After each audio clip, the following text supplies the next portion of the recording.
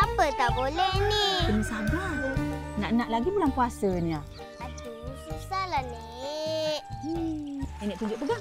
Pegang sini satu. Express Sini delivery! Apa cok delivery apa tu? Santan dah sampai. Terima kasih.